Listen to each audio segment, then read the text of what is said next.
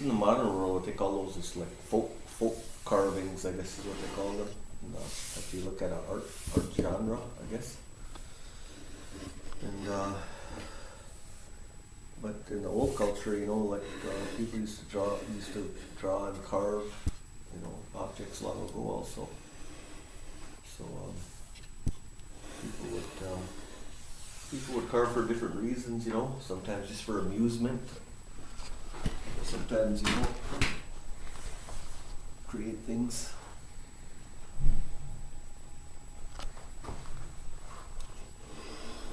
That's what we got there. Is those carvings there depict a time period.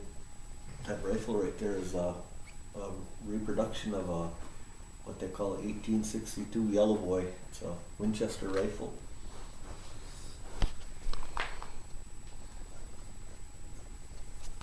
Sioux tribe named it Yellow Boy. That rifle there, that repeating rifle.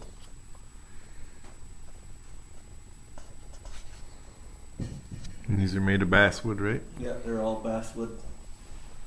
All basswood carvings. Basswood carvings with, I guess that's acrylic paint that's on them. Water-based acrylic.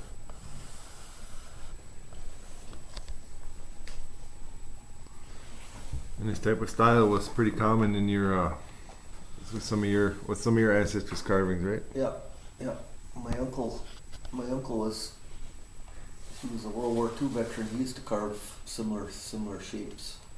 That's kind of where I got the idea from, watching him and looking at some of the work that he created. But his were much more simpler. So what I've done is I've kind of taken it to another level by putting more objects, I guess, that people would likely carry into the carvings.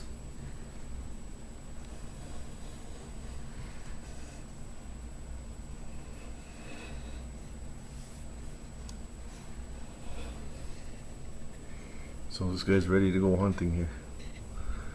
His tobacco and his Ojibwemowin and his rifle.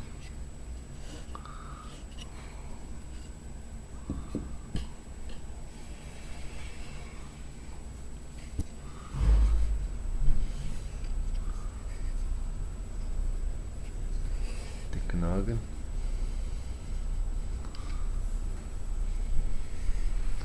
Old grandma raising the kids here. Mm-hmm. Yeah, that's cool.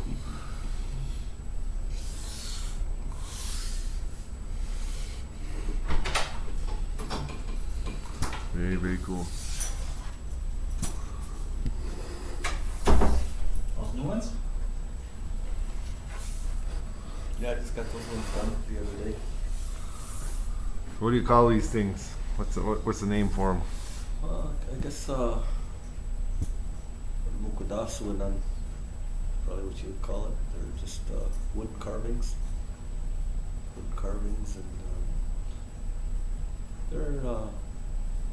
they're really meant to kind of reflect life, I guess, life of people. Maybe at that time you can see a transitional period in Native life.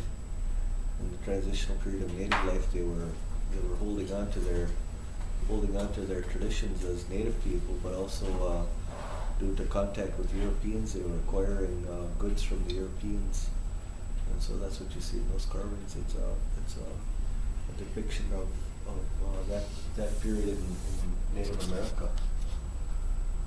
Native American people had clothing and tools from the non-native world, but despite that, they were also carrying their native culture. So that's what you see depicted in those carvings.